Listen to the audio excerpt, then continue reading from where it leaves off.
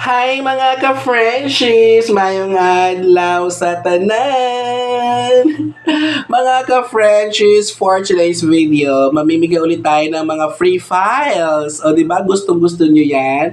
At lalo na, nako, inaabangan to ng karamihan nating mga ka-Frenchies teachers sa public and private schools mga ka-Frenchies. Dahil nasa private or public ka man, nangangailangan ng ganitong files ng parent-teacher orientation. Bakit? Mga ka-Frenchies, alam nyo ba na malapit na ang ating pasukan? Ang first day ng school natin ay June 16. So, mga ka-Frenchies, after ilang weeks niyan, nako, susunod na agad si parent-teacher orientation. So, lahat tayo ay magre-ready naman ng PowerPoint presentation para dito.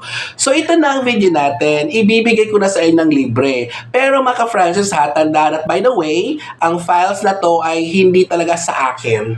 Kanino to? Nabili ko lang to online, pero gusto kong i-share sa inyo ng free lang. Ayoko na pababayaran mga ka-Frenchies. Dahil gusto ko dito, number one goal natin ay magtulungan. So, let us be a blessing to others. So, kailangan tulungan. Kung may kayang ibigay, i-share na. Libre na. Huwag na pabayaran pa.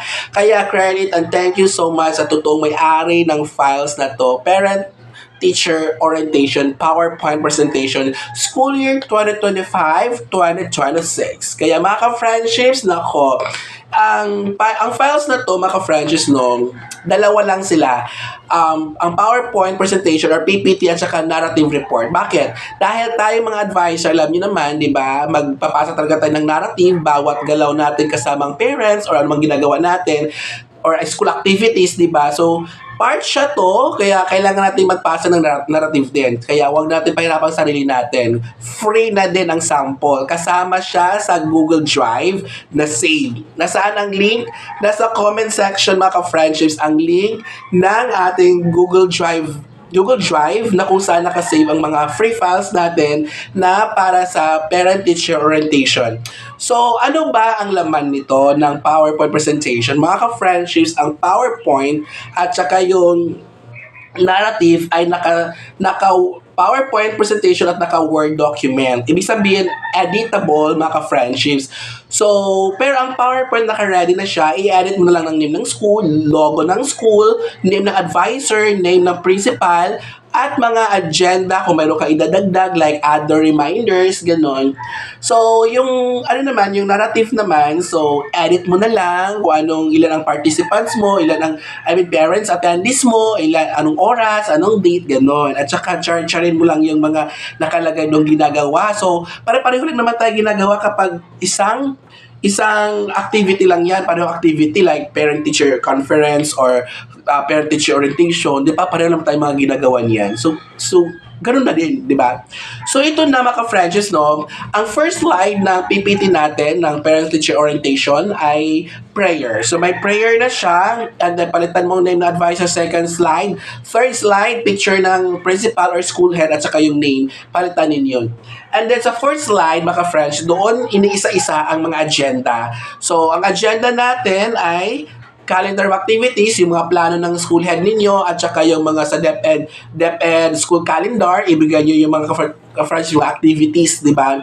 So, pareho lang naman tayo ginagawa. Kahit saan ka mang division, district, school, kahit sa bundok ka man, nasa city ka man, pareho lang tayo ng sinusunod na school calendar of activities.